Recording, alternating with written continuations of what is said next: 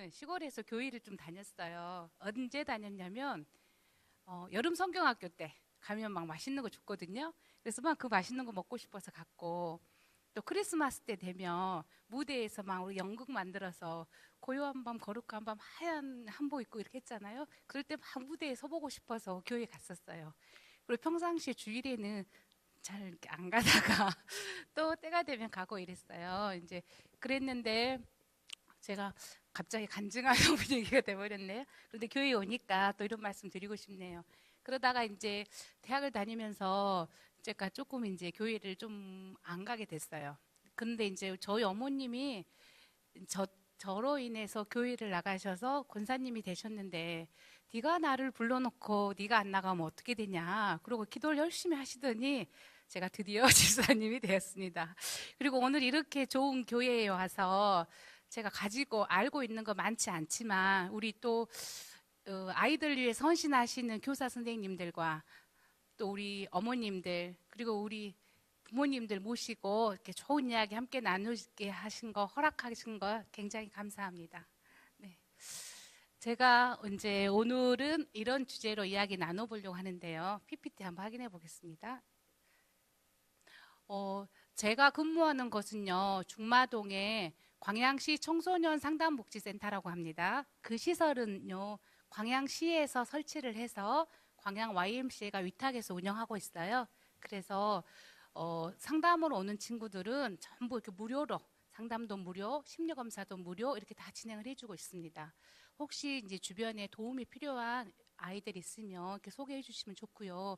저는 거기에서 이제 2009년부터 일을 하고 있어요. 그래서 경력이 별로 많지는 않습니다. 그렇지만 부르시는 곳 있으면 언제든지 가서 이렇게 조금씩이라도 도움이 되려고 합니다.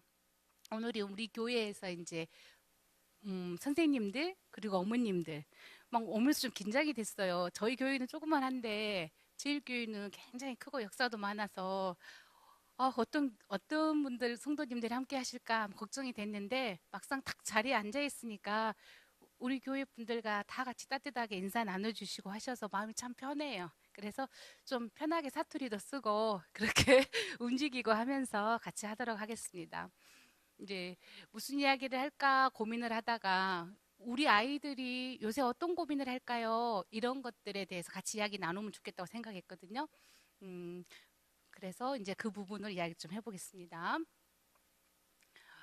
먼저 가기 전에 제가 시작을 너무 딱딱하게 하면 재미없을 것 같아서, 세상에는 아주 소중한 금이 세 가지 있다고 합니다. 혹시 그게 어떤 금일까요? 네, 맞아요. 방금 누가 크게 소금 하셨는데요. 소금은 어떤 의미로 중요할까요? 그렇죠. 맛을 내주는 걸로도 중요하죠. 그다음에 또 어떤 금이 있을까요? 현금. 네, 현금 아주 중요합니다. 아주, 네. 아주 기발한 대답을 하셨습니다. 네, 맞아요. 현금이었어요? 헌금이었어요? 현금요. 네, 굉장히 중요하십니다. 네, 맞아요. 현금 굉장히 중요하죠. 그리고 또 어떤 금이 중요할까요? 오, 지금도 중요하죠. 대단하시네요. 그리고 또 중요한 금이 또 있어요. 어떤 금이 있을까요? 적금? 네, 적금도 중요하네요. 아, 우리 제일교회 성도님들은 창의성이 참 대단하셔요. 또 어떤 금이 있을까요?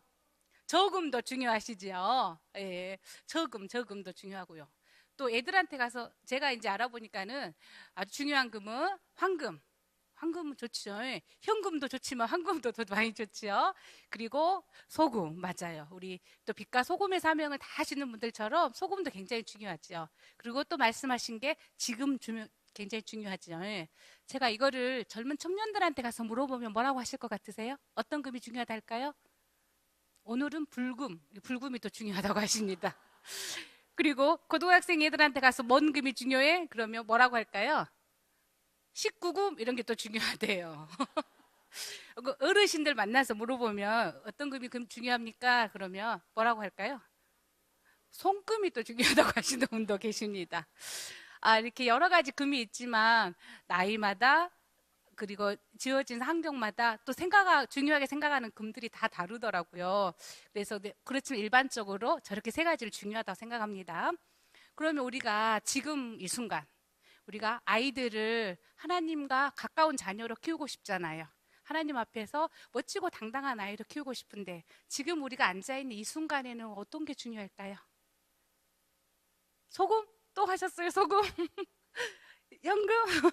지금 이 순간은 바로 지금 이 순간 내 옆에 있는 사람들 그리고 내가 하고 있는 일들이 중요하지요. 내가 뭔가 좀 더 잘 키우기 위해서 더 좋은 아이로 양육하기 위해서 노력하고 있는 이 순간이 가장 중요하다고 생각합니다. 이런 순간들 함께 해주셔서 정말 감사하고요. 그러면 오늘 저는 이런 이야기들 해볼 거예요. 이제 우리 아이들이 어떤 고민하고 있나 이거 이야기해보고요. 그러면 우리가 교사로서 부모로서 그 아이들을 어떻게 돕는 게 좋을까? 이런 거 같이 나눠보고요. 혹시 질문 있으시면 시간에 따라서 조금 받도록 하겠습니다. 아이들에게 물어봤어요. 너는 누군가가 뭘 도와준다면 뭘 이렇게 도움을 받고 싶니? 뭘 잘하고 싶니? 이렇게 물어보니까 아이들은 뭘 잘하고 싶다고 했을 것 같아요? 맞아요. 공부 잘하고 싶다고 그랬어요. 네. 그리고 또요. 네. 목소리를 크게 말씀해 주시면 제가 선물을 드릴 건데 누가 말씀하셨는지 몰라가지고 참 애매합니다. 또 애들은 뭐가 중요하다고 했을까요? 뭘 잘하고 싶다고 했을까요? 운동도 잘하고 싶다고 했지만 그거는 답이 없었습니다. 그리고 아이들은요, 자기의 진로를 잘 찾아가고 싶다고 했대요. 그리고 또 어떤 이야기를 했냐면 아까 우리가 평화라는 노래를 했지만 다투지 않고 평화롭게 사는 세상을 아이들은 원하고 있었어요. 그러면 부모님들한테 물어봤어요. 부모님들은, 선생님들은 우리 아이가 어떻게 되기 원하십니까? 원하는 게 뭡니까? 물어보니까 뭐를 1등으로 말씀하셨을 것 같아요? 좋은 대학교요? 그 두 번째였습니다. 우리 교회 성도님들께 물어보니까 믿음이 강한 아이로 키우고 싶다고 말씀해 주셨어요. 그런데 제가 인자 오래된 집사인데 제가 어떻게 그런 말씀을 드리겠습니까? 그래, 그것들을 우리 목사님께서 다 이렇게 설교로 기도로 잘 채워주실 거라고 믿고 저는 두 번째 말했던 대학 잘 가는 거, 좋은 대학 가는 거, 그래서 자기 사명을 다하는 거, 거기에 대해서는 제가 답을 좀 드리고 싶었어요. 그리고 또 어머님들은 뭔 걱정을 하셨냐면 우리 애가 인터넷을, 스마트폰을 너무 많이 해요. 그걸 어떻게 하면 좋을까요? 이런 고민을 좀 하셨어요. 그래서 이제 제가 오늘 이것저것 이렇게 섞어서 제가 드리고 싶은 말씀은 우리 아이들이 능력 있는 멋진 아이로 기르고 커가고 싶은데 그게 잘 안 되는 이유 중에 가장 큰 방해가 스마트폰이더라. 너무 유혹이 많아서 한 번 하면 계속 하고 싶으니까 그것 때문에 아이가 하고 싶은 일을 잘 못하게 될 수가 있으니까 도대체 스마트폰이 뭐냐? 어떻게 거기서 우리 아이들을 잘 조절하게 할 거냐라는 거 가지고 하나 이야기 드릴 거고요. 또 하나는 교회는 굉장히 평화롭고 아름다운 공간이지만 우리가 아이들이 살고 있는 학교 사회 그리고 우리 대한민국의 현실을 보면 평화가 무색한 아주 폭력이 난무하는 시대가 되고 있습니다.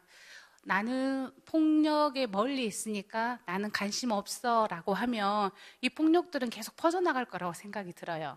그래서 나는 폭력에서 나는 멀리 있지만 나의 좋은 힘으로 나의 좋은 에너지로 폭력을 가하는 친구들이 자기 잘못을 회개하고 폭력을 받는 친구들이 이 상황에서 극복할 수 있는 힘을 주고 이런 사람들이 우리 교회 속에서 우리 아이들 속에서 만들어지면 좋겠다 이런 생각이 들었어요. 그래서 조금 그러긴 하지만 폭력이라는 게 학교 폭력이라는 게 현재 어떤 모습으로 있냐 이 부분 두 가지를 좀 이야기해 보려고 합니다. 괜찮으시겠어요? 네, 말이 너무 길지요. 예. 그러면 혹시 이게 어떤 그림으로 보이시나요?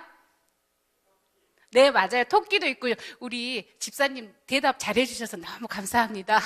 혹시 장로님이신지도 모르겠어요. 고맙습니다. 토끼도 보이고요. 또 뭐가 보이나요? 오리도 보이죠. 똑같은 그림인데 토끼도 보이고 오리도 보입니다. 한 사람은 토끼라고 우길 수도 있고 오리라고 우길 수도 있고 어떤 사람은 두 개를 다 볼 수도 있어요. 또 다음 그림 보겠습니다. 얘는 뭘로 보이시나요? 네, 아가씨 있어요. 맞아요. 역시 남성분 눈에는 여자가 잘 보이네요. 아가씨 또 뭐가 보이시나요? 네, 수염난 할아버지 보이죠? 네, 맞아요. 역시 전도사님 짱이시네요. 또 뭐가 보이시나요? 마님? 할머니, 그렇죠. 이 그림은 세 개나 보입니다. 제가 원래는 두 개만 봤거든요. 근데 제일교회 올라오고 준비하면서 저도 세 개를 봤어요. 혹시 다음에 또 4개 볼 수 있을지 모르겠어요. 하나의 그림에서도 3가지의 방면을 우리가 볼 수 있었습니다. 하나만 보고 저거는 뭐다고 막 우기면 그건 다를 못 본 거지요. 얘는 뭐가 보이시나요? 남자 맞아요. 남자 뭐가 보이죠? 남자가 얼굴을 살짝 들고 있는 모습 보이시지요? 네. 그거 말고 혹시 또 다른 거 뭐 보이시나요? 어떤 사람이 이렇게 딱 뭐 하고 있는 것 같은 모습이 또 하나 보이시지요? 네. 이렇게 세상은 한 가지 그림이지만 여러 가지 보일 수가 있어요. 그리고, 이거는요, 영어로 써졌지요. 그래도 혹시 뭐라고 보이시나요? 맞아요. 분홍색을 보니까 love, 그래서 사랑한다, 이렇게 보이고요. 검정색을 보니까 뭐라고 써 보이시나요? hate, 그래서 싫어한다, 이렇게 보여요. 똑같은 글씨인데 어떤 사람의 눈에는 이게 보이고 신앙이 강한 사람 눈에는 러브가 먼저 보이고요. 그럴까요? 그렇진 않겠죠. 러브도 보이고 사랑한다는 것도 보이고 싫어한다는 것도 같이 보이고 있어요. 내가 뭘 보냐에 따라서. 그런데 제가 이거를 준비하다가 보는 거야 내 마음이잖아요. 그래서 내가 사랑으로 보든 싫어한다고 보든 그냥 나 혼자에서 끝나는 거예요. 그런데 갑자기 무엇으로 들리나요로 제가 바꿔봤어요. 만약에 사랑한다 들릴 수도 있지만 싫어한다 이렇게 들릴 수도 있겠다 이런 생각이 들면서 좀 무서운 마음이 들었어요. 내가 사랑한다고 말했는데 저분이 싫어한다고 받아들이면 어떡하지? 그리고 혹시 다른 사람이 나한테 사랑한다고 말했는데 내가 싫어한다고 들었으면 어떡하지? 이런 걱정이 좀 됐어요. 그러면서 혹시나 이제 우리가 교사이고 부모이니까 아이들하고 뭔가 우리 둘이 이야기를 통해서 같은 마음을 통한다고 했는데 서로 다른 그림을 보고 있었던 것처럼 서로 다른 말을 듣고 있었던 것처럼 이게 잘 안 되면 어떡하지? 나는 우리 애기 잘 되라고 노력하고 있는데 혹시 아이가 그거를 다른 마음으로 받으면 어떡하지? 이런 걱정이 좀 들었어요. 그리고 아이들이 나한테 엄마 나 사랑해 주세요 사랑해 주세요 라고 말하는데 혹시 내가 그거를 짜증이나 엄마 나 싫어요 이렇게 들었으면 어떡하지? 이런 걱정이 좀 들었어요. 그러면 내가 부모로서 내가 우리 아이를 가르치는 교사로서 그렇게 안 들으려면 어떻게 들어야 될까 고민을 하다가 아주 멋진 사진을 한 장 발견했어요. 혹시 이거는요 2016년도 7월 달에 그 포스코 배구나투어에 이렇게 광양 Y에서 초청을 해서 김재동 씨가 오셨던 사진이거든요. 혹시 이 현장에 계셨던 분 있으신가요? 네, 손 한번 들어보세요. 네, 멋지십니다. 그때 김대동 씨가 굉장히 말을 잘했어요. 그리고 이분이 지금 현재도 굉장히 이렇게 좋은 말씀 많이 하고 계시잖아요. 근데 이분이 이제 자기 이야기 다 끝나고 질문 있는 사람 질문하세요 라고 손을 이렇게 하니까 방청객에서 질문을 던졌습니다. 그때 이분이 이런 자세로 그분의 이야기를 들었어요. 너무 멋지지 않는가요? 1000명을 앉혀놓고 세워놓고 강의를 하시던 분이 한 청중의 말을 듣기 위해서 무릎을 꿇었어요. 눈높이를 맞추려고. 그리고 몸을 앞으로 쭉 기대고 마이크를 두 손으로 잡고 있어요. 저 눈 좀 보세요. 저 귀 좀 보세요. 만약에 저렇게 아이의 말을 듣는다면 싫어요를 싫어요 들을 수 있고 힘들어요를 힘들어요로 들을 수 있고 사랑해요 사랑해요로 들을 수 있겠다 이런 생각이 들었어요.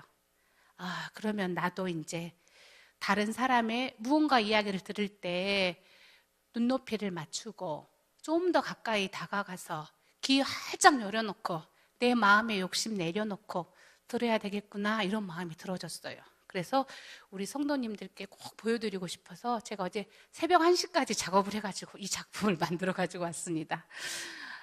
우리가 아이들을 만날 때 이런 마음으로 들으면 참 좋겠다 생각이 들었어요. 이럴 때는 본인의 생각이나 내 판단은 좀 내려놓으시면 좋겠죠. 내 거 다 주장하면서 내가 다 맞아 그러면서 남의 이야기를 듣는 거는 조금 이렇게 덜 채워질 수도 있겠다는 생각이 들었고요. 또 하나는 이제 그럼 내가 교사로서 부모님으로서 아이들의 말을 들을 때 어떻게 들을 거냐라는 생각을 두 번째는 이런 그림이 또 있었어요. 아, 이것도 비슷하네요.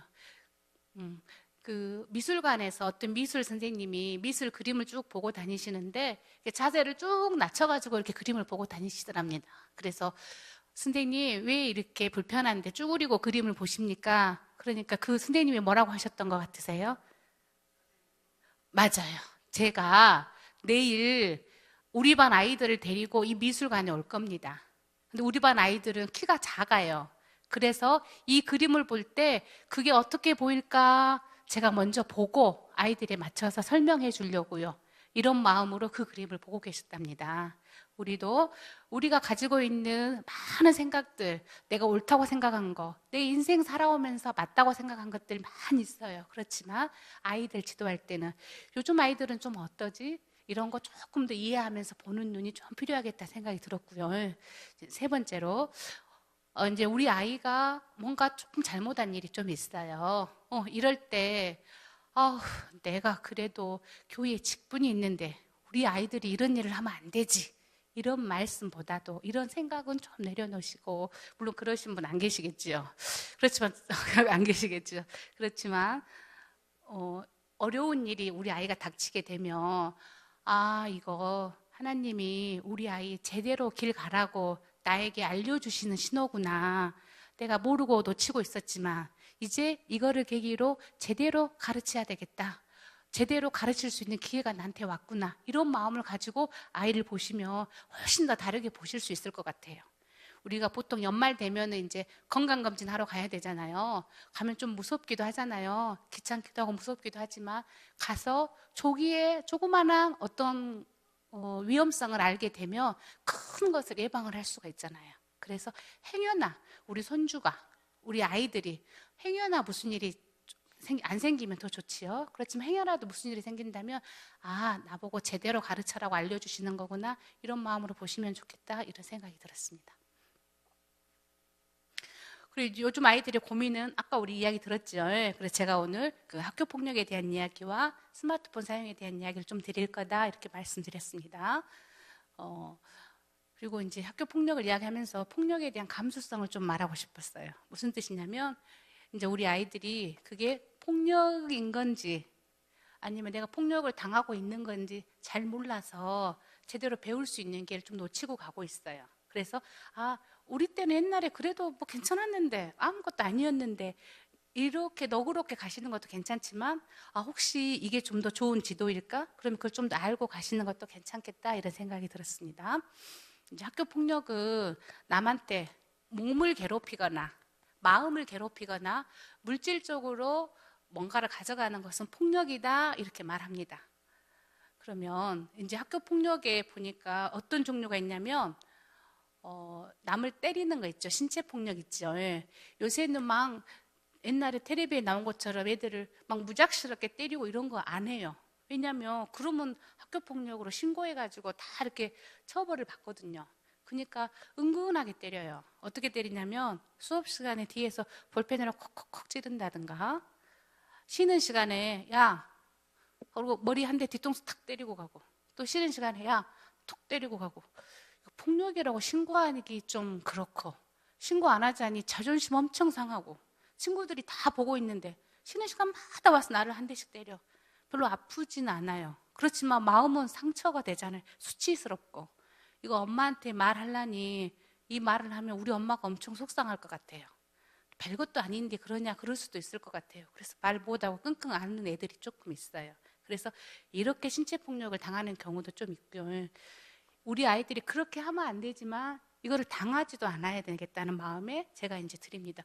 혹시 마음이 좀 불편하실 수도 있어요. 나는 평화로운 세상 원하는데 왜 이럴 수도 있겠나 하실 수도 있지만 어쨌든 우리 아이들이 살고 있는 현실이 그러니까 좀 더 잘 가르치자는 의미로 제가 말씀을 드립니다. 두 번째는 금품 갈취지요. 저 돈을 뺏는다 이런 건데 너 돈 내나 뺏어가면 다 신고해버려요. 그러니까 요새는 어떻게 뺐냐면요. 오늘 언니 생일인데 그 2만 원만 선물로 주면 안 돼? 이렇게 하는 거예요. 그래가지고 또 나 돈이 없으니까 돈 10,000원만 빌려줘. 갚아줄게. 그러면 급하니까 갚아줄 건가 보다 싶어서 빌려주지요. 그러면 나 돈 책 사야 되니까 10,000원 줘. 그러면 좀만 있어 나중에 갚아줄게. 그게 한 달, 두 달, 석 달 가는 거예요. 그래서 이제 얘가 학교폭력에 신고가 돼요. 야, 너 왜 걔한테 10,000원 빌려놓고 안 갚았냐? 신고하면 나 갚으려고 했어요. 6달 뒤에 그렇게 말하는 거예요. 그러면 얘는 진짜 갚으려고 한 애기예요? 아니면 갚을 생각이 별로 없었던 애기예요? 갚을 생각이 별로 없었던 애지요. 그렇지만 문제가 되니까 나 이제 갚을란다 이렇게 하는 거죠.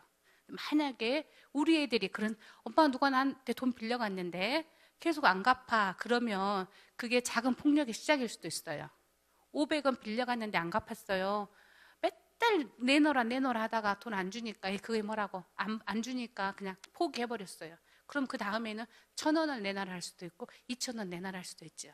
그래서 이런 것들은 금품 갈취가 되고요. 또 요새 애들 핸드폰 있잖아요. 좋은 거 새로 사갖고 가면 데이터가 한정되잖아요. 그럼 야 전화 한 통화만 빌렸을게 좀 빌려줘 라고 빌려가요. 그래가지고 데이터 다 써버려요. 동영상 보면 금방 떨어지잖아요. 자기 거 안 쓰고 너무 거 다 쓰고 그때 다 줘요. 이제 이런 것도 다 금품 갈취가 되겠죠. 만약 우리 아들이 내가 안 사준 핸드폰을 들고 들어왔다. 그러면 좀 의심을 해봐야 돼요. 어디서 났냐? 그럼 친구가 빌려줬어? 그러는데 솔직히 누가 70만 원, 80만 원짜리 핸드폰 사갖고 너무 빌려주겠어요? 잠깐은 빌려줄 수 있겠지요. 그렇지만 자기 집에 가져가라고 하진 않겠지요. 우리 아이가 어느 날 비싼 옷을 입고 왔어요. 어디서 났어? 이렇게 빌려 입었어. 근데 계속 안 갖다 주고 있어요. 그러면 우리 아이가 혹시 이런 의심이 조금 더 필요할 수도 있죠. 그리고 우리 아이한테 비싼 옷을 사줬어요. 뭐 유명한 옷들 있죠. 사줬는데 안 갖고 와. 왜 안 갖고 왔냐? 친구 빌려줬는데 안 갖다 줬어. 이런 경우도 이제 너 학교 폭력이냐? 막 이렇게 하시면 안 돼요. 애들이 깜짝 놀라고 아니에요 막 이렇게 가거든요. 그러면 얼른 갖고 와라 그래. 엄마가 그 옷 입은 네 모습 보고 싶으니까 이렇게 하면서 상황을 좀 보시면 좋겠죠. 그리고 세 번째는 언어 폭력이죠. 저 이제 말로 하는 거예요. 너 이렇게 성격이 더 어때? 너 왜 이렇게 공부도 못하냐? 너는 왜 이렇게 못생겼냐? 막 이런 거 있죠. 너희 집은 왜 그렇게 가난하냐? 막 이런 거 있잖아요. 이런 것들이 아이들에게 또 수치심을 만들어주면 이것도 하나의 언어 폭력이 되겠죠. 저거는 뭔가요? 이거는 방관하고 무관심하는 거고요. 여기는 이제 따돌림이 저게 이제 되게 피해가 심각해요. 그래가지고 이제 우리도 그러잖아요. 여럿이 이렇게 모임을 하는데 나만 뺀다든가 막 자기들끼리 막 웃더니 내가 가면은 탁 이렇게 이야기 안 하고 그리고 가지고 야 이제 숙제를 모둠으로 숙제 내줘서 야 느그느그 숙제 해갖고 와. 그런데 애들이 나랑 같은 조 되면 막 인상 쓰고 이렇게 있어요. 그러면 이 친구는 같이 못 올리는 따돌림을 당하게 되잖아요. 그러면 이 아이는 평생 힘들어요. 평생 어디 가서 사람들을 만나면 이 사람들이 날 싫어하면 어쩔까? 저기 갔으면 또 만나면 이런 걱정을 계속 하고 사니까 계속 눈치만 봐요. 내가 뭔 말하면 쟤들이 날 싫어하면 나랑 같이 안 어울리면 난 혼자니까 혼자 밥 먹으러도 못 가고 소풍 갈 때 누가 내 옆자리에 앉아줄 사람도 없고 이런 불안한 마음에 계속 눈치를 보고 살게 되거든요. 그래서 아이들이 피해 입은 아이들이 많이 힘들어하는 상황이기도 합니다. 그 다음에 이거는 이제 사이버 괴롭힘 있죠. 이제 스마트폰으로 불러서 애기한테 욕을 하는 거든가 아니면 스마트폰에다가 뭐 너 재수 없어. 또 너 죽어버리면 좋겠어. 이런 문자를 써서 아이들에게 보내는 경우도 있어요. 초등학생 아이들도. 거기에다가 이제 성 문제가 들어가는 경우가 되게 많아요. 요새는 이제 스마트폰이 아이들의 모든 문제가 다 뭉치는 기간인데 이쪽에 이제 성이 같이 묶여요. 그래서 이제 얼마 전에 모 대학교에서 학생들이 단톡방에서 카톡방에서 무슨 여학생에 대해서 이야기했다 이런 이야기 들으셨죠? 그게요 중학생들 사이에도 나타나는 문제예요. 어떤 여자애는 뭐 엉덩이가 어때, 뭐 가슴이 어때 이런 이야기들을 카톡방에서 나눠요. 이제 많지는 않습니다. 그렇지만 그렇게 하는 아이들도 있고 그걸로 인해서 피해를 받는 이런 아이들도 있습니다. 이런 것들이 쭉 이제 있고요. 저 그림 보시니까 어떤 마음이 좀 드시나요? 저 펩시콜라는 좀 마음이 어떨까요? 혼자 넘어져 있는 것도 슬픈데 옆에서 다른 콜라들이 펩시 주제에 이렇게 있으면 도저히 일어날 힘이 없겠지요. 그런데 옆에 있는 캔 콜라 빨간 애들은 그냥 가만히 서 있는 거예요. 선생님 나 아무것도 안 했어요. 나 그냥 서 있었어요. 그러면 저 빨간 애들은 아무 죄가 없을까요? 아무 잘못이 없을까요? 참 가슴 아픈 그림이에요. 어떤 아이들은 억울하다고 할 수도 있겠지만 저 누워져 있는 펩시를 누군가가 좀 도와줘서 일어날 수 있도록 해주면 좋겠는데 그게 우리 아이들이었으면 좋겠다 이런 마음이 좀 들어요. 근데 혼자 저기에 있던 병콜라 혼자서 야, 너 일어날래? 라고 하면 다른 애들이 저 병콜라도 넘어뜨려 버려요. 야, 네가 뭔데 그렇게 착한 짓 하냐? 이렇게 또 넘어뜨려 버릴 수도 있어요. 그러니까 저 검은 병콜라가 뭘 어떻게 잘 못할 수 있어요. 그렇게 되지 않으려면 여러 명이 함께 야, 우리 쟤 좀 도와주자 함께 할 수 있는 마음들이 필요하죠. 내 아이 하나 잘 키우자 이거보다도 우리 교회의 아이들, 우리 지역의 아이들, 우리 전라남도의 아이들 함께 잘 키우자 이런 노력들도 많이 필요할 것 같습니다. 이제 그러면 폭력에 대해서 폭력이 성립되려면 세 가지가 돼야 돼요. 첫 번째 고의성은 일부러 그렇게 했다라는 거죠. 모르고 했는데 그렇게 폭력이다 그러면 또 단처하잖아요. 일부러 그렇게 했다라는 거. 두 번째는 여러 번 그랬다는 거. 계속적으로 모르고 한번 살짝 때렸는데 너 폭력이야 이렇게 할 수는 없다는 이야기죠. 여러 번 의도적으로 그랬다는 거고, 세 번째는 힘의 불균형. 이렇게 나이 많은 고등학교 3학년 형이 초등학교 아이에게 그랬다거나 중학교 3학년이 중학교 1학년 때 그랬다거나 여러 명의 사람이 한 명에게 그랬다거나 아니면 돈이 많고 권력이 많은 사람이 돈도 없고 권력도 없는 사람한테 했다는 거, 이런 것도 폭력일 수가 있겠죠.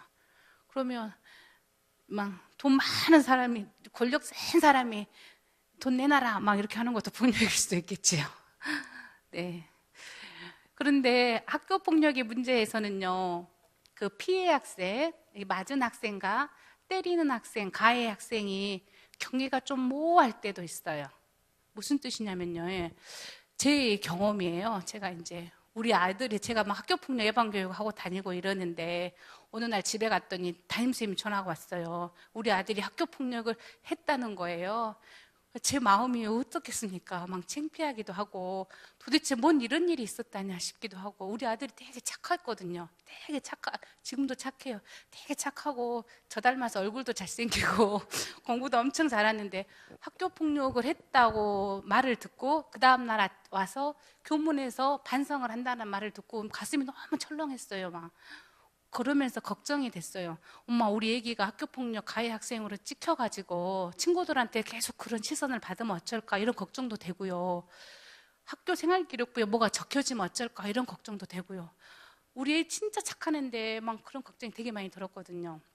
그래서 이제 아이의 폭력을 인정하고 싶지 않았어요. 우리 애는 절대로 그런 애 아니야 이렇게 생각하고 싶었거든요. 그래서 이제 그날 아이가 와서 이야기를 했어요.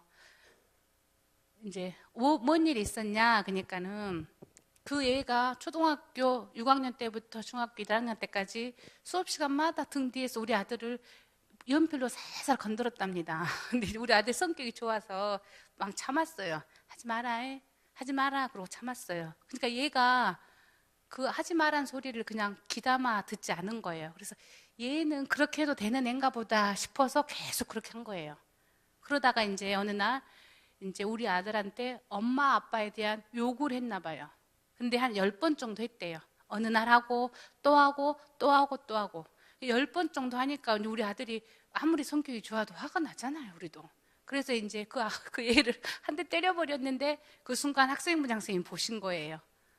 그래가지고 학생부장 선생님은 때리는 걸 봤으니 이거를 가만히 놔둘 수는 없는 문제고, 상황은 들어보니까 맞은 놈이 잘못은 한 것 같고 그런 상황이 됐어요. 그래서 이제 이런 저런 상황이 되면서 제가 아들한테 물어봤어요.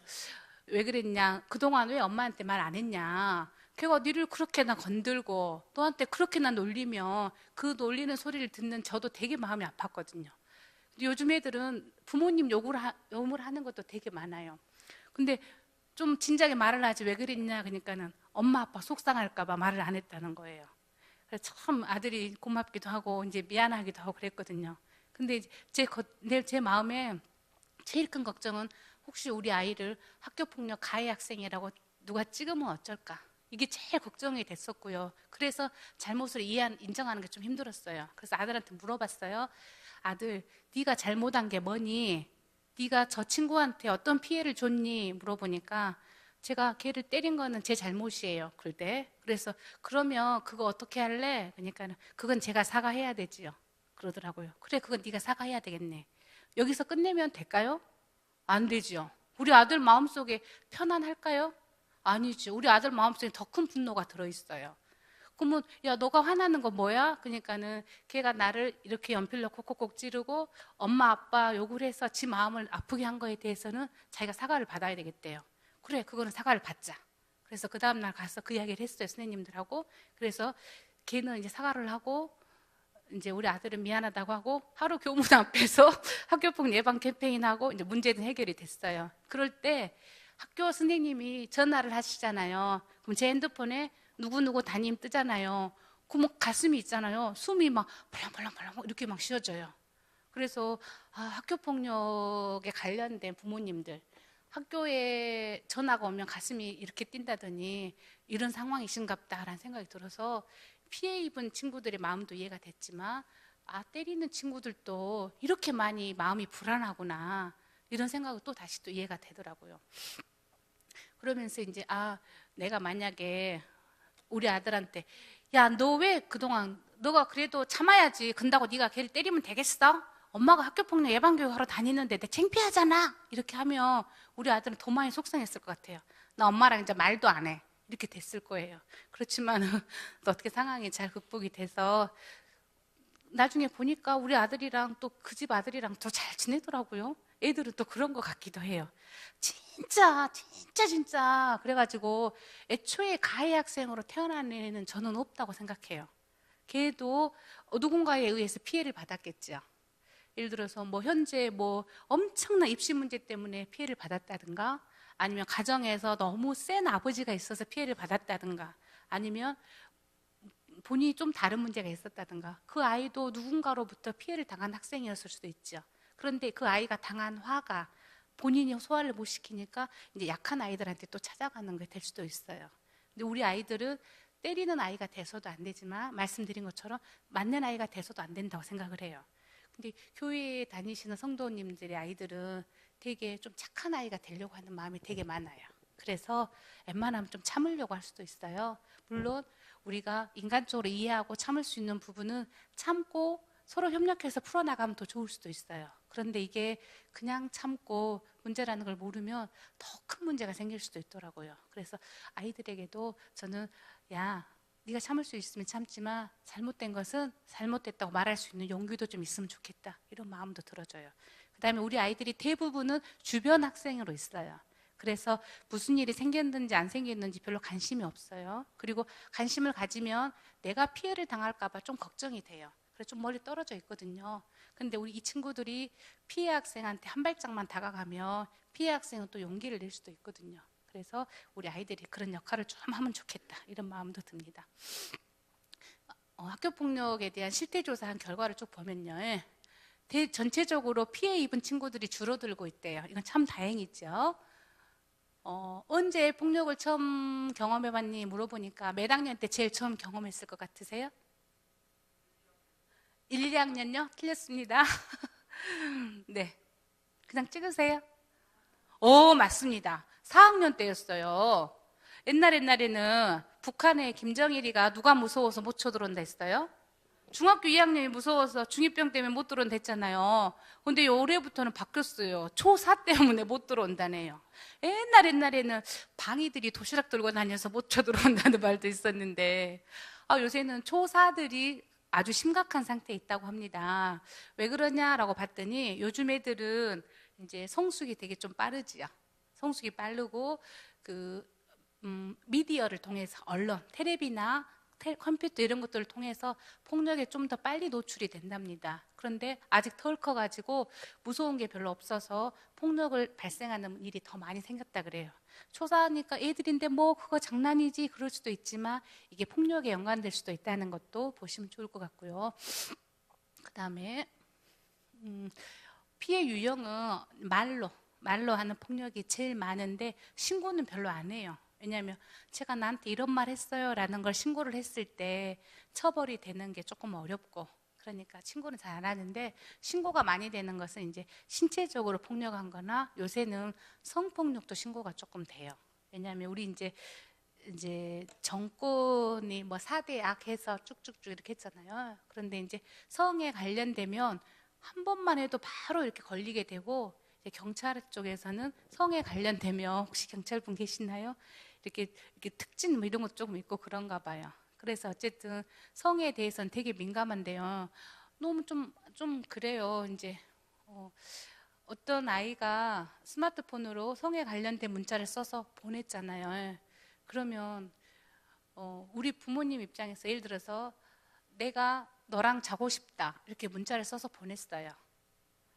이제 얘가 써서 보냈어요. 그런데 이제 그쪽 부모님도 아셨고 되게 화가 많이 나셨어요. 그래가지고 도대체 왜 이런 일이 있냐, 도대체 우리 아이를 어떻게 보고 이런 문자를 보냈냐라고 하니까는 손이 발이 되도록 빌었어요. 그래서 이제 다시는 안 그럴게, 용서하자, 그리고 용서를 해주고 싶어요. 근데 학교에서는 이거를 알면 그냥 용서해주기가 좀 힘들어요. 왜냐하면 성에 관련된 문제가 생기면 바로 신고하게 돼 있거든요. 이제 경찰들도 성과 관련된 문제가 생기면 신고를 하고, 저희 같은 사람도 마찬가지고요. 그래서 이제 대부분 신고를 하게 돼요.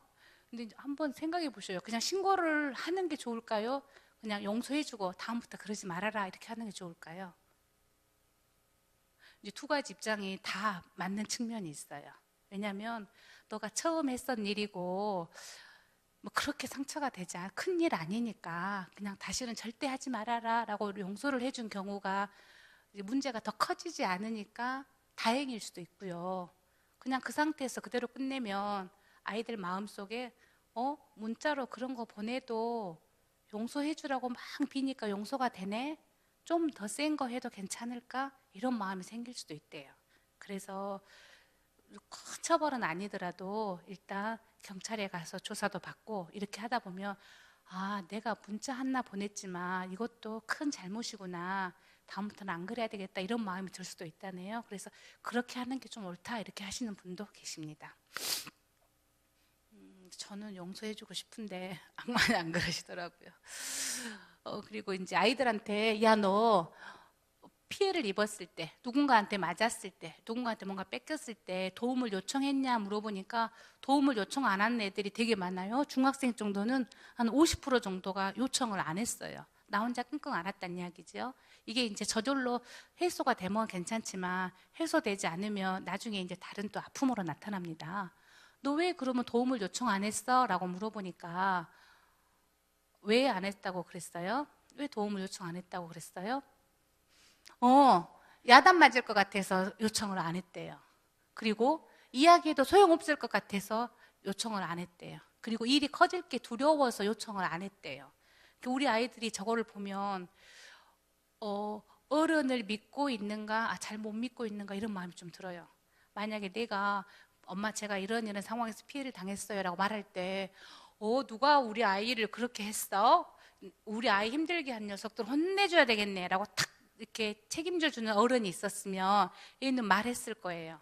그런데 네가 잘못했는 게 네가 두드러 맞고 댕기지, 이렇게 할까봐, 아니면 우리 엄마 아빠가 성질이 불같아가지고 학교를 뒤집어 엎어볼까봐 애들이 신고를 못해요. 그래서 아이들이, 힘든 아이들이 기댈 수 있는 우리 선생님들이 되시면 참 좋겠다 생각이 들어요.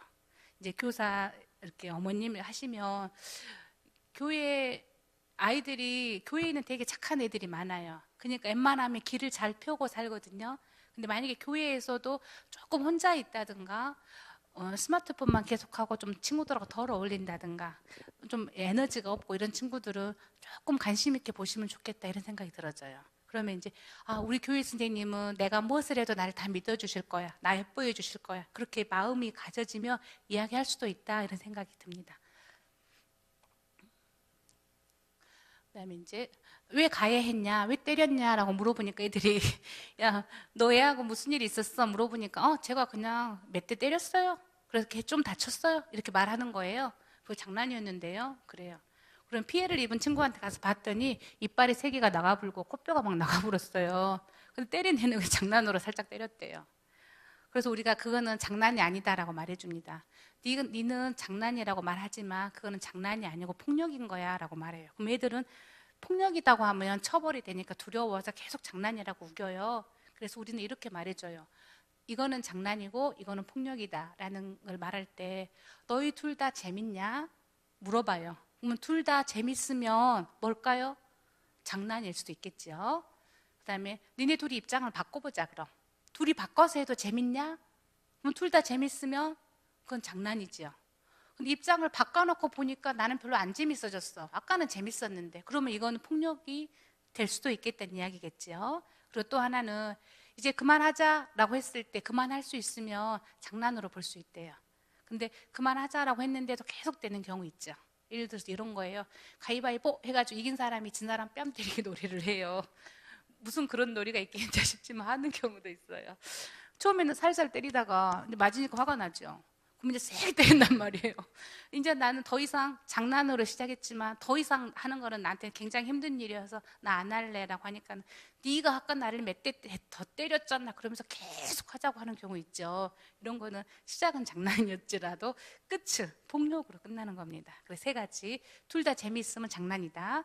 그렇지만 또 둘 다 입장을 바꿨을 때도 재밌고 그만할 수 있을 때 그만하면 장난이지만 그렇지 않다면 이 세 개 중에 하나라도 걸린다면 그거는 장난이 아닌 폭력이죠. 아이는 장난이라고 우길 뿐이지요. 이거는요, 이제 제가 법에 대한 이야기 좀 하고 드리고 싶은데 전주에 있는 모 화장실에서 혹시 언론 텔레비 보셨나 모르겠어요. 화장실에서 어떤 식당에서 여자분이 이제 식당에 있는 화장실로 일을 보러 가니까 남자분이 거기를 따라갔어요. 그래가지고 옆에 칸에 가가지고 몰래 이렇게 내다본 거예요. 근데 그것이 현장에서 잡혔어요. 그래서 이제 얘가 성폭력을 한 거다. 여기서 성폭력은 뭐 성희롱, 성추행을 통틀이 포함해서 말하는 겁니다. 성폭력을 한 거다라고 재판에 재판을 하고 3차까지 갔어요. 여기가 성폭력일까요? 아닐까요? 아까 우리 폭력이 뭐였냐면 폭력은 물질적으로, 신체적으로, 정신적으로 나에게 피해를 주면 폭력이다 그랬거든요. 그러면 얘는 지금 화장실에 가서 일 보고 있는 사람을 옆에 칸에서 남자가 쭉 내다보고 있는 거예요. 이거 성폭력이에요? 아니에요? 맞죠? 근데 우리나라 법은 성폭력이 아니다고 했어요. 왜 그랬냐면요. 화장실은 화장실인데 공중 화장실에서 그렇게 했으면 성폭력이다. 그런데 저기는 공중 화장실이 아니고 식당에 딸린 화장실이니까 공중 화장실이 아니니까 성폭력이 아니다 이렇게 한 거예요. 그래서 전 법이라는 게 참 웃겨요. 그래서 저 사람은 성폭력 법에 의해서 처벌받지 않고 그냥 형사법에 의해서만 처벌을 받았어요. 여기서 제가 한 가지 느끼는 게 법에서 폭력이다 그러면 그게 폭력인 거고 법이 폭력이다고 아니면 법이 죄가 아니다 그러면 죄가 아닌 걸까요? 그렇진 않다는 생각이 들었어요. 우리 사이에서 일어나는 많은 일들 중에서 제가 오늘 아침에 우리 아들을 깨우면서 야 이놈 새끼야 빨리 좀 일어나라 라고 깨웠다면 이거 죄는 아닐 수 있지요. 그렇지만 그게 아이에게는 저는 폭력도 될 수도 있겠다 생각이 들어졌어요. 제가 그 센터에서 책임을 맡고 있거든요. 그러면 일하는 선생님이 일을 잘할 때도 있지만 못할 때도 있잖아요. 그러면 선생님 이거는 잘못됐으니까 이거는 제대로 이렇게 해오세요. 이거는 제대로 안내해 준 거잖아요. 근데 만약에 선생님 왜 이따위로 이래? 이렇게 말하면 죄는 아니다 할 수 있지만 그 사람에게는 제대로 가르쳐주지 않고 정서적으로 상처를 준 폭력이 될 수도 있겠지요.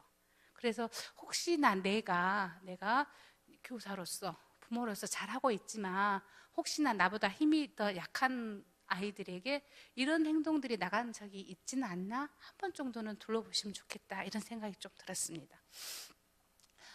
그리고 예전에는요 이제 뭔가 잘못을 하면 이제 법이 처벌을 했어요. 누가 너 뭐 했어? 이거 잘못했어. 그러면 너 몇 년 이렇게 법으로 처벌을 했거든요. 근데 요즘에는 그렇게 해서 이제 학교 폭력이 발생하면 너 잘못했으니까 너 어디 가서 상담받고 몇 시간 봉사하고 와 이렇게 한 거예요. 그러면 피해를 입은 친구 있잖아요. 피해를 입은 친구는 피해가 회복이 됐어요? 안 됐어요? 때린 애기한테 너 때렸으니까 너 이렇게 학교폭력 자치위원회 회의에 통해서 너 어디 가서 몇 시간 상담받고 어디 가서 몇 시간 봉사하고 와. 그래서 걔는 자기 책임을 다 한 거예요. 이제 때린 아이는 학교에서 하란 대로 벌을 다 받았어요. 그러면 우리 피해를 입은 그 친구는 예전의 상태로 회복이 됐나요? 안 됐나요? 안 됐지요. 그래서 이렇게 생기니까는 이제 내가 상담도 받고 또 이제 사회봉사도 하고 나는 할 일 다 했어. 학교에서 벌 받으라 해서 나 다 받았는데 내가 니한테 미안해야 돼? 이렇게 있는 거예요. 당당하게 있는 거예요. 근데 얘는 자기 회복이 아직 안 됐는데 이러다 보니까는 또 이제 얘가 조금만 잘못하면 얘를 또 공격하게 되고 이런 문제가 생기더라고요. 그래서 이제 학교 폭력을 처리하면서 되게 마음이 아팠어요. 애를 막 때려놓고 학교에서 너 그렇게 때리면 안 되니까 전학 가라. 그러니까는 전학 그냥 가요, 걔는. 근데 얘는 가만히 또 남아서 아이고 맞고 다니는 놈 또 이런 취급을 받고 살거든요. 그래서 이렇게 하는 게 안 되겠다. 우리가 학교 폭력이라는 걸 없애려고 노력하는 것은 걔를 벌하자는 노력이 문제가 아니라 아이들이 좀 더 평화롭게 잘 살자고 하는 건데 이게 평화가 잘 만들어지지 않네. 그럼 어떻게 하면 좋을까? 이런 고민을 했어요. 그래서 법으로 의한 처벌보다는 이제 우리가 회복적으로 정의를 좀 살려보자 이런 이야기를 했어요. 그러면 예전에는 네가 뭘 어떻게 했냐 이렇게 질문했었는데 지금은 이 아이에게 어떤 피해가 발생했니? 이거를 물어봐요. 그러면 이런 거죠. 저는 살짝 때렸어요 라고 말하지만 옛날에는 저희한테 어떤 피해가 발생했니? 물어보면 걔는 이빨이 3개 나갔고요. 코가 부러졌어요. 이런 결과를 갖게 되겠지요. 그러면 이 아이에 대한 두 번째 질문은 이 아이에 대해서 원상복귀 시켜줘야 되는 책임이 누구한테 있니? 물어봐요. 그럼 누구한테 있을까요? 때린 아이한테 있죠. 그러면 너가 책임이 있다. 이걸 어떻게 회복할래? 물어보죠. 걔를 원상태로 회복시키려면 어떻게 할래? 그러면 제가 사과해야 되겠죠. 제가 얘 치료비 물어줘야 되겠죠. 그리고 제가 잘못했으니까 제가 뭘 해야 되겠죠. 이런 걸 통하면 때린 아이도 자기의 잘못을 알아가는 과정이 되고 피해를 입은 친구도 피해를 회복하는 과정이 되죠. 그래서 이런 노력들을 조금 이제 하고 있죠. 만약에 이제 우리 주변에서 없으면 좋지만 만약에 하나 아이들이 다투는 문제가 생기면 이제 내가 심판관이 돼서 너 뭐 잘못했네. 너 이거한테 사과해. 끝. 이게 아니라 물어봐야 된다는 거죠. 어떤 피해가 발생했는지, 피해에 대한 책임이 누구한테 있는 건지, 그리고 피해를 어떻게 원상복귀를 시킬 건지 이런 노력들을 해서 해야지 우리가 좀 더 평화를 만들어 갈 수 있다는 겁니다. 이제 폭력에 대한 이야기를 했는데 생각보다 시간이 너무 많이 가버렸어요. 이제 스마트폰 이야기 조금 해볼게요. 혹시 자녀분들이 스마트폰 가지고 계신 분 있으신가요? 스마트폰 다들 안 사주셨나요? 다 가지고 있어요? 그럼 우리 애기는 스마트폰 없다 하시는 분 계신가요? 네. 네, 대단하십니다. 네. 스마트폰이 땡땡땡이다라고 아이들에게 물어봤어요. 아이들이 뭐라고 답했을까요? 내 집이다? 내 친구다. 네, 내 친구다. 또요. 스마트폰이 내 친구다. 스마트폰이 생명이다. 또 이렇게 하는 아이도 있습니다. 또 어떤 애들이 있었을까요? 스마트폰이 필수다. 네, 필수다. 이런 분도 있었습니다. 우리 아이들에게는 스마트폰이 굉장히 소중한 존재로 인식되어지고 있더라고요. 근데 부모님들한테 스마트폰이 땡땡땡이다. 그럼 뭐라고 대답하실 것 같으세요? 왼수다. 이렇게 말씀하세요. 아이들하고 싸우는 가장 큰 이유가 스마트폰 때문에 많이 한답니다. 그래서 스마트폰을 하고 있는 아이를 보면 어떤 마음이 드세요? 그러니까 어떤 마음이 드세요? 저것이 뭐가 될까? 이런 생각이 든대요.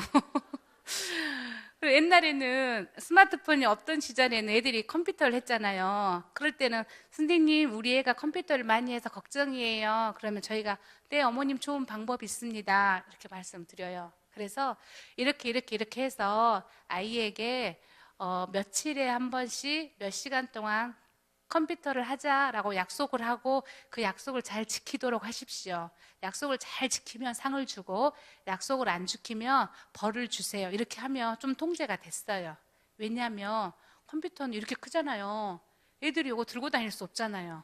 그러니까 어느 정도 통제가 됐어요. 근데 그 시절에도 어떤 부모님들은 키보드 있죠, 키보드. 출근할 때 키보드를 가방에 담아가지고 출근하시는 이런 분도 있으셨고요. 그러니까 애들이 키보드를 하나 엄마 몰래 더 사요.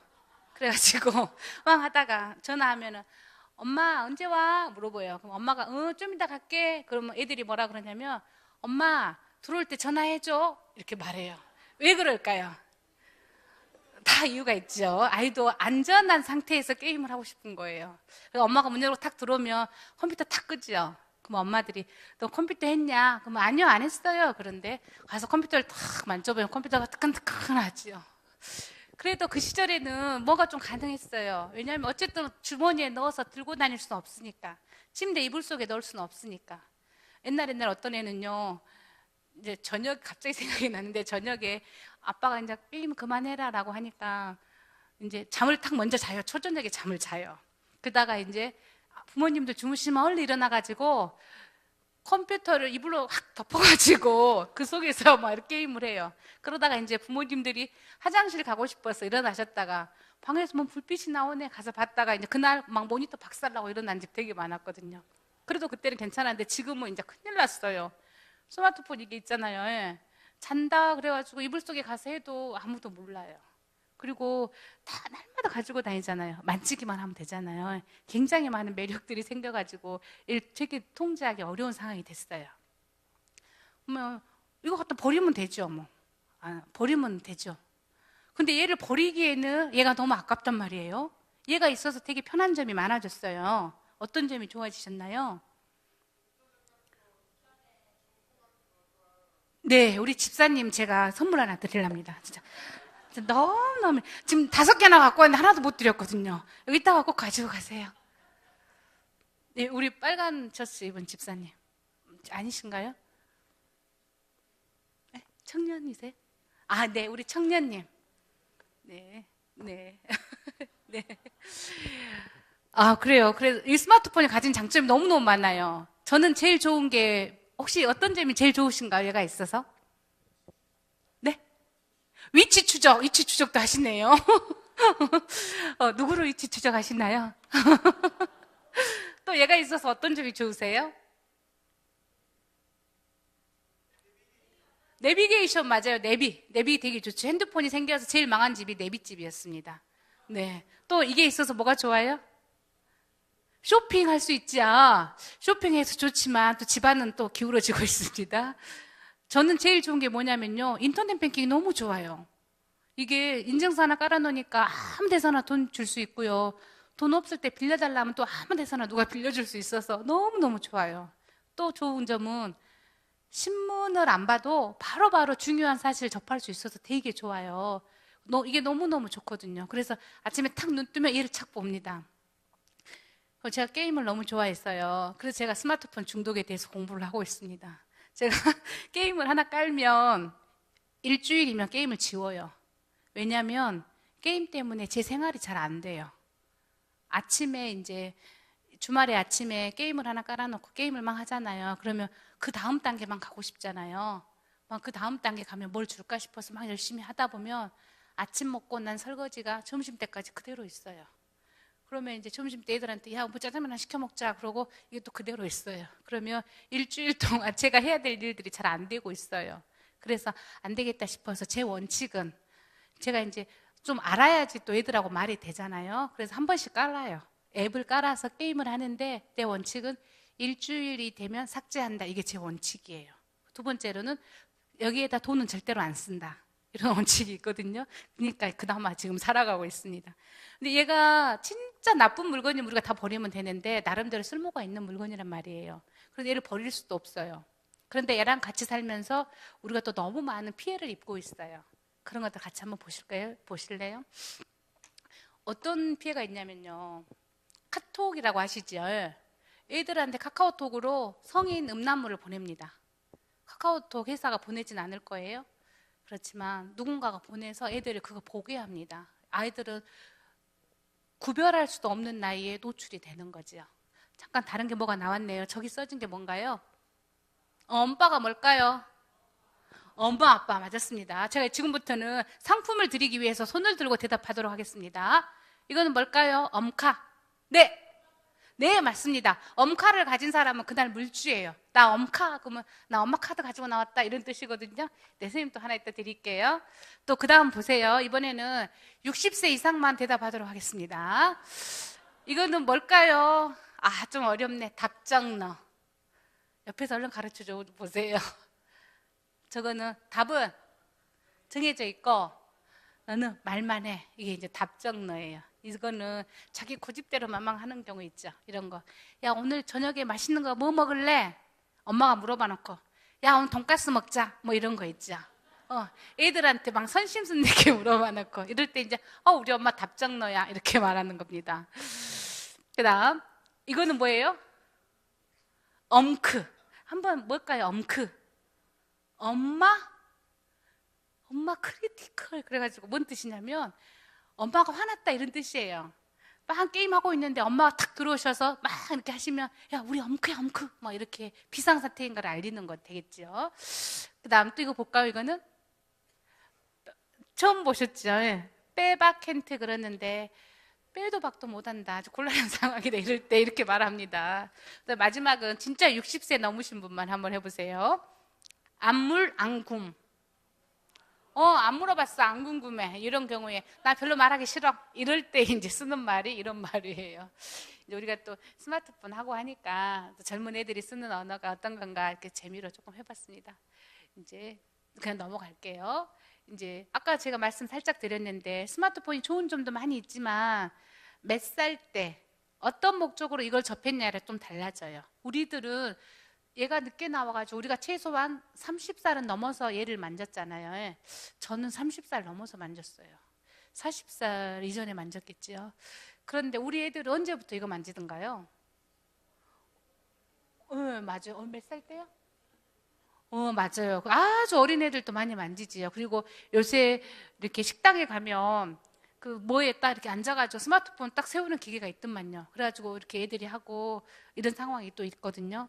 근데 이제 몇 살 때 어느 나이에 어떤 필요에 의해서 만졌냐에 따라서 많이 다르대요. 그런데 이제 너무 어린 나이에 만지게 되면 아이들이 뗐을 때 영상 같이 한번 보실게요. 쥐어주면 금방 해결되곤 하죠.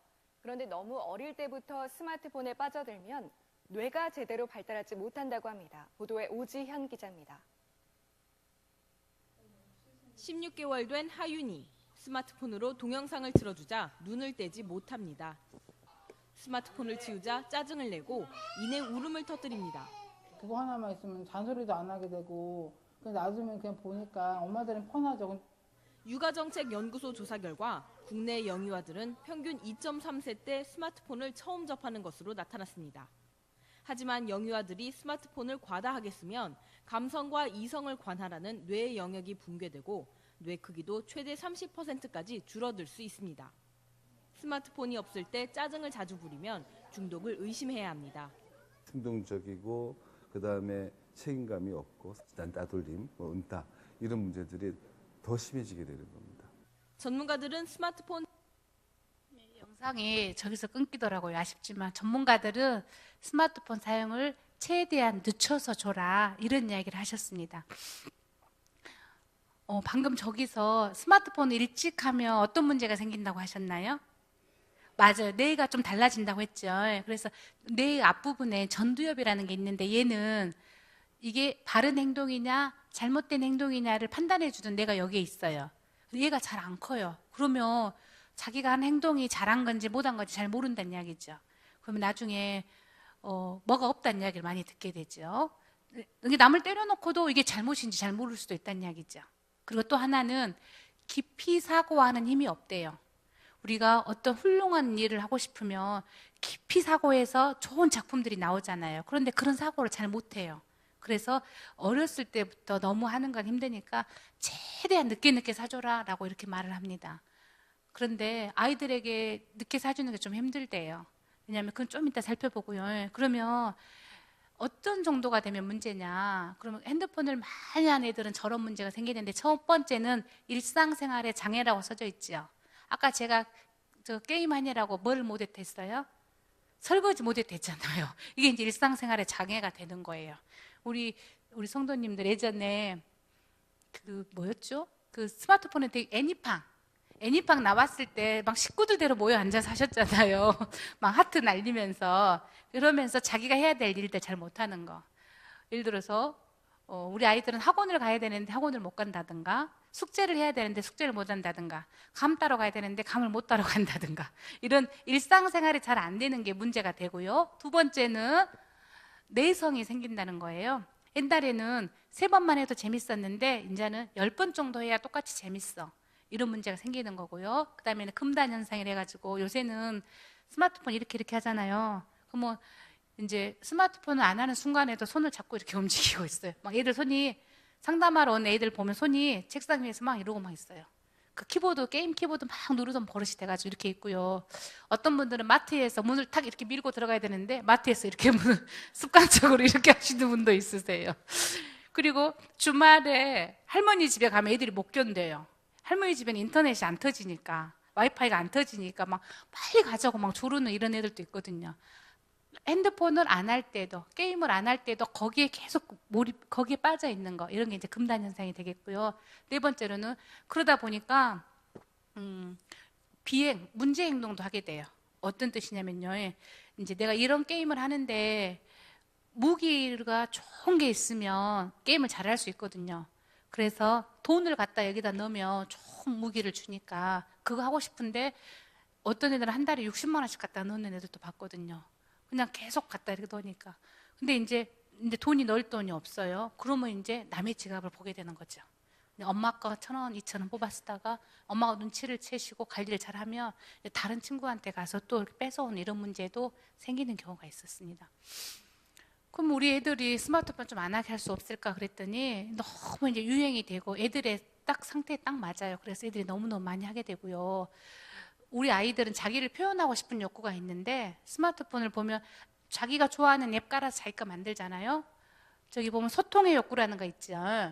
스마트폰이 없으면 친구들하고 카톡이 잘 안 된대요. 그래서 자꾸 하다 보니까 더 빠져들기도 하고 이런답니다.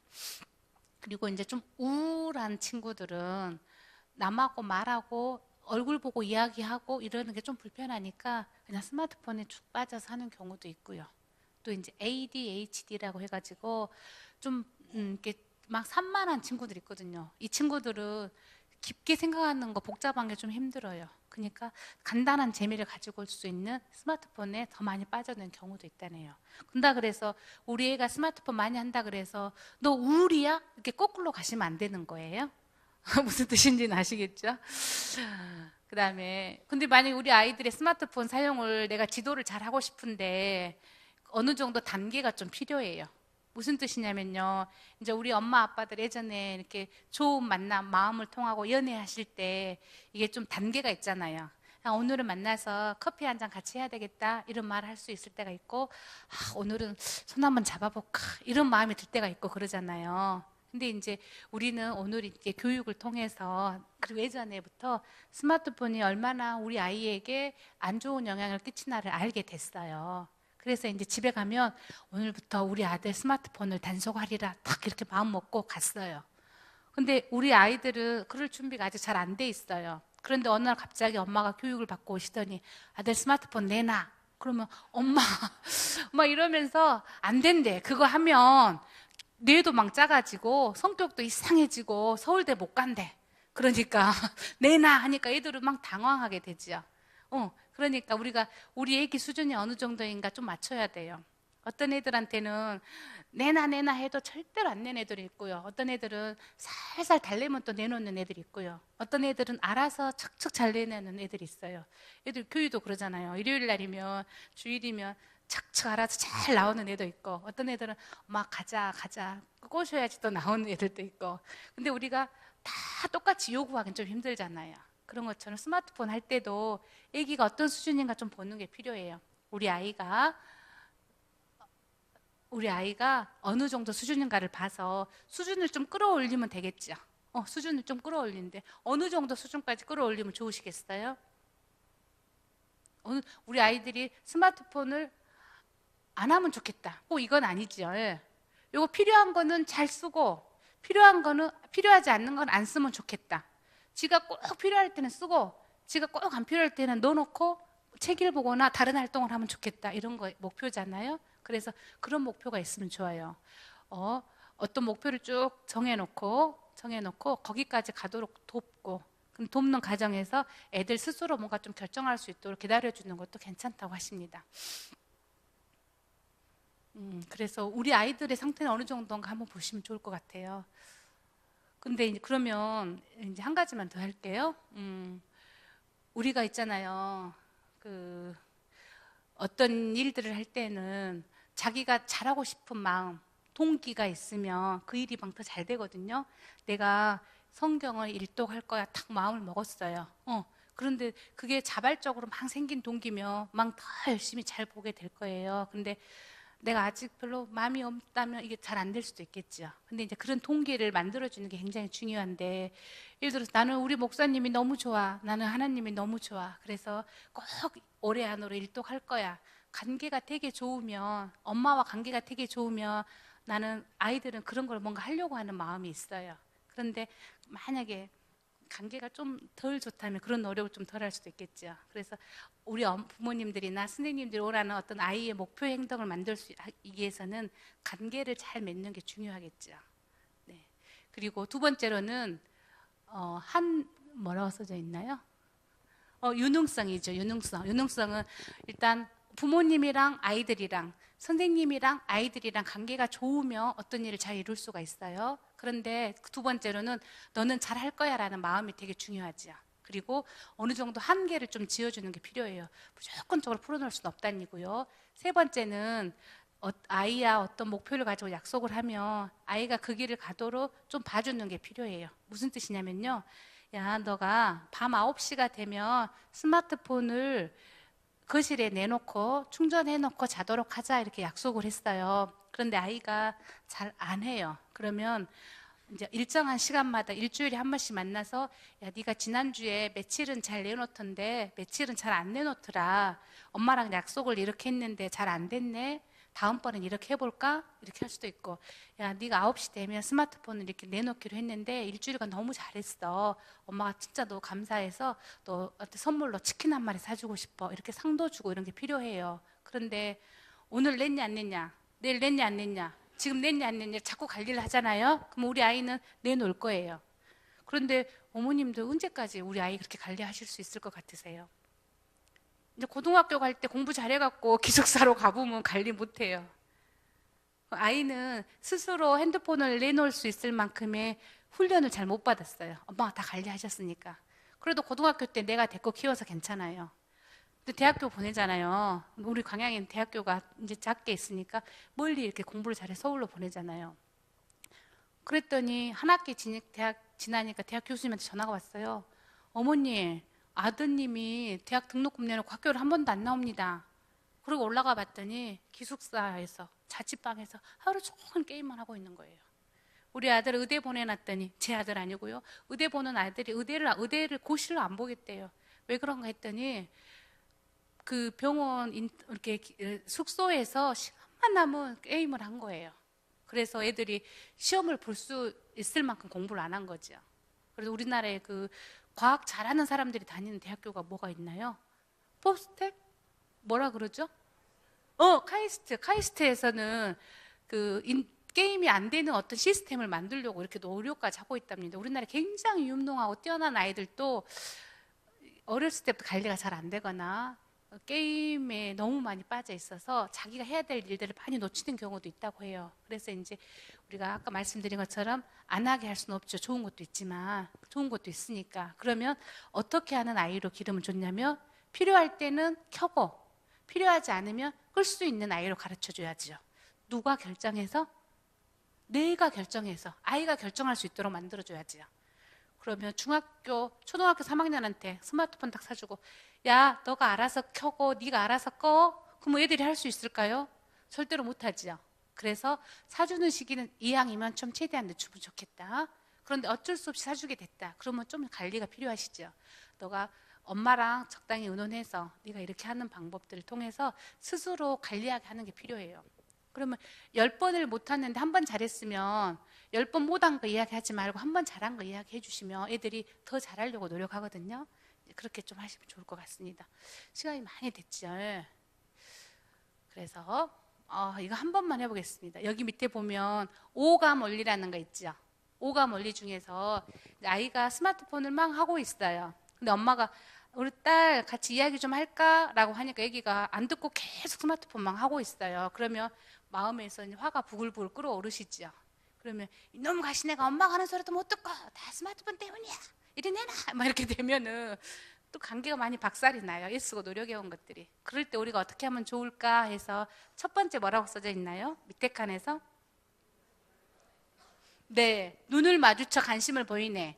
그럼 어떻게 할까요? 아이가 스마트폰 막 열심히 하고 있을 때, 아이고 우리 딸 친구한테 카톡에 답글이 달려서 기분이 좋은가 보네, 이렇게 한번 아이를 쭉 보시라는 이야기죠. 그럼 두 번째는 뭐라고 써져 있어요?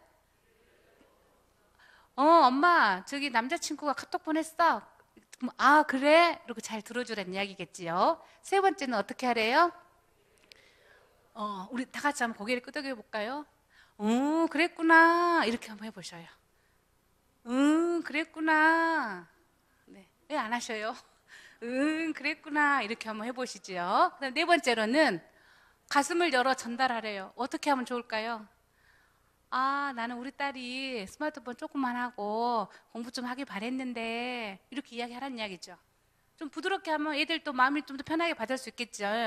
만 딱딱하게, 야, 너 공부 좀 해야지, 이렇게 하는 것보다 좀 더 가슴을 열고 편안하게 이야기를 하고, 나중에는 아, 너가 지금은 카톡을 되게 보고 싶은가 보네. 그러면 10분쯤 후에 엄마랑 같이 이야기 좀 할까? 이렇게 좀 타협을 할 수도 있다는 얘기죠. 그 5개 한 번만 더 읽어보겠습니다. 맨 처음에 어떻게 하래요? 네, 그럼 옆에 있는 성도님 눈을 한번 마주쳐 보겠습니다. 눈을 마주치고, 두 번째 뭐 하라시고요? 네, 귀를 쫑긋 열고, 세 번째, 그랬구나. 네, 네 번째, 가슴을 열어서, 마지막으로 손을 내밀고요. 네, 맞아요. 저희가 이제 상담하면서 제일 어려울 때 뭐 하면 되냐면, 그랬구나, 이렇게 하시면 되는 거예요. 우리 아이들하고 말이 잘 안 통할 때, 좀 힘들 때, 화가 좀 날 때, 그랬구나 하면 시간을 또 많이 벌 수 있어요. 그리고 저쪽 사람도 마음에 좀 여유가 생겨요. 이렇게 하시면 좋겠고요. 이거는 이제 상을 줄 때 어떻게 주면 좋은지 제가 한번 읽어보겠습니다. 자녀가 원하는 것을 상으로 주는데 해롭지 않는 걸 상으로 줘야지요. 이런 거예요. 너가 스마트폰을 9시 되면 엄마한테 반납한다고 했는데 지난 일주일 동안 5번을 반납했으니까 잘했네. 그러니까 엄마가 스마트폰 게임 더하게 해줄게. 이렇게 하면은 안 된다는 이야기죠. 네가 잘했으니까 이번 주에는 우리 저 배알토 해수욕장으로 구경 한번 가자. 뭐 이런 거랄지, 교회 예배 끝나고 엄마가 오늘은 짜장면 쏠게. 뭐 이런 거. 좀 더 좋은 걸로 상을 주시면 좋고요. 두 번째는 비교적 달성하기 쉬운 목표를 줘야 돼요. 무슨 뜻이냐면 공부 못하는 애기한테 너 서울대 가. 그럼 내가 보내줄게. 이럴 수는 없잖아요. 우리 아이가 하루에 스마트폰을 3시간씩 하는 아이였어요. 그러니까 그런데 약속을 정하면서 하루에 30분만 해. 이렇게 하면 잘 안 될 수도 있다는 이야기죠. 가능한 목표. 옛날에 3시간 했으니까 이제 2시간 해볼까? 이거는 괜찮잖아요. 네. 맨날 남편이 생활비 맨날 80만 원 줬는데 여보 이제 160만 원 줘. 그러면 도저히 해결할 수 없는 목표잖아요. 그래서 실현 가능한 목표로 상을 주시면 좋고요. 그 다음 세 번째로는 유쾌한 마음으로, 아이고 이렇게 주는 게 아니라 너가 노력을 했고 약속을 잘 지켜서 상을 주는 거야. 유쾌한 마음으로 주시면 좋고요. 그러니까 애초에 상을 가능한 걸로 좀 잡으셔도 좋겠죠. 너무 큰 걸로 상을 잡으시면 그러고요. 벌을 줄 때도 이렇게 하면 좋아요. 벌 주는 방법에서 예측 가능하게 아무 때나 주지 말고요. 우리가 너가 스마트폰 사용한 거에 대해서 우리가 주일날 저녁 7시 정도에 밥 먹을 때 같이 점검을 하자. 그리고 그때 이제 상을 준다, 또 벌을 준다, 이렇게 정하시는 거죠. 그 다음에 일관성 있게, 이번 주에는 할머니 집 갔다 와갖고 힘드니까 이번 주는 그냥 가자, 이렇게 하면 안 된다는 이야기죠. 일관성을 좀 가지시는 게 필요하고요. 감정적으로 엄마가 뭐 화가 났으니까 네가 엄마가 지금 아빠랑 다퉈가지고 화가 났는데 네가 이 상황에서 갖고 왔지, 이렇게 해가지고 감정적으로 주시면 안 된다는 이야기입니다. 얘는 제가 스마트폰 관련돼서 드리는 이야기는 꼭 스마트폰 문제만 아니라 부모와 아이 사이에 뭔가 해결해야 될 갈등이 생겼을 때 이런 걸 하시면 좀 더 좋겠다 생각이 들고요. 아마 다음 주에 또 목사님 오시면 그 감정 코칭과 또 자녀와 대화하는 방법에서 더 많은 강의가 있으시다고 들었습니다. 그때 좀 더 많은 도움 되시면 좋겠고요. 제가 시간이 또 많이 됐고 그래서 혹시 질문 있으면 질문 좀 받고 이렇게 마치려고 합니다. 너무 많이 길었지요. 질문이 없으시면 제가 너무 강의를 잘한 걸로 생각하고요. 제가 준비해온 시가 하나 있습니다. 같이 한번 보실까요?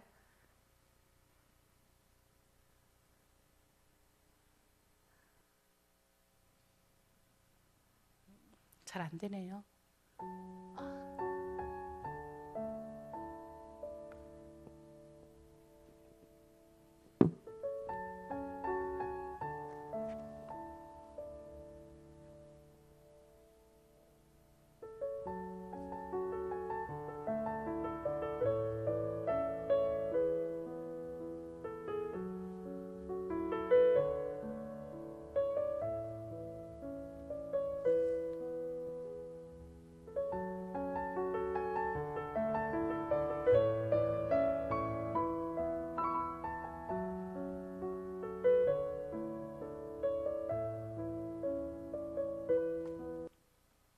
네, 긴 시간 동안 잘 들어주셔서 정말 정말 감사합니다. 네, 좋은 주말 되세요.